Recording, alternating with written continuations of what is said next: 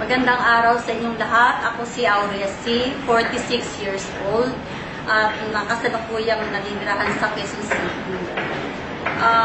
Nais ko lamang pong ibahagi sa inyo ang aking naging napakagandang karanasan sa paggamit ko po ng C24/7 na produkto ng AIM Global.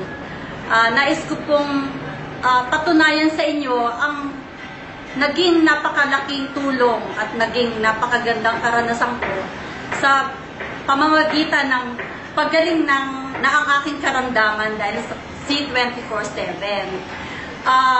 Noong pong 2001, ako po ay nagkasakit ng aortic dissection.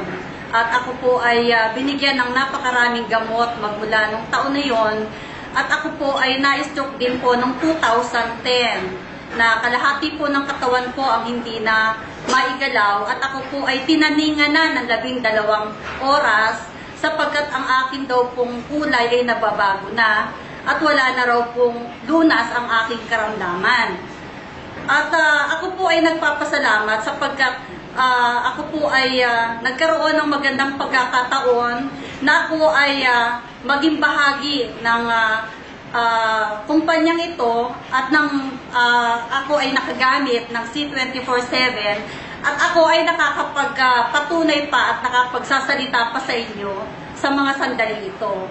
Kung kaya't noong pong nakaraang mga taon, ako po ay tamlay at tunay na nawawala na ng pag-asa sa aking paggaling sapagkat akala ko po ay wala na pong lunas ang aking karamdaman at ako ay magiging baldado na sa aking buong buhay. Subalit nagpapasalamat ako, magbuhat po ng makilala ko ang ating sister Doreen Torres, ang aking pong ang kanya pong kabiyak na si Mr. June Torres at si Kuya Roger Texon.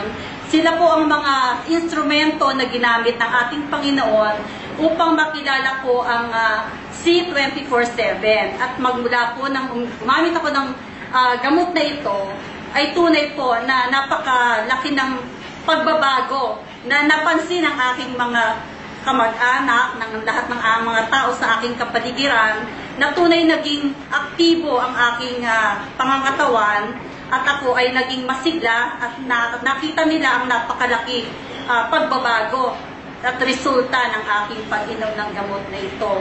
Tunay nga po na ibinabalik ko ang kapurihan sa ating Panginoon, pangalawa sa mga tao na ginamit ng ating Panginoon, at ang AIM Global na siyang tumulong at ginamit din ng ating Panginoon upang magbigay ng kalunasan sa mga karamdaman ng mga tao na tunay na nahihirapan sapagkat gumagastos ng napakaraming halaga upang gumaling lamang sa kanilang karamdaman. Maraming salamat po sa AIM Global at maraming salamat po sa inyong lahat.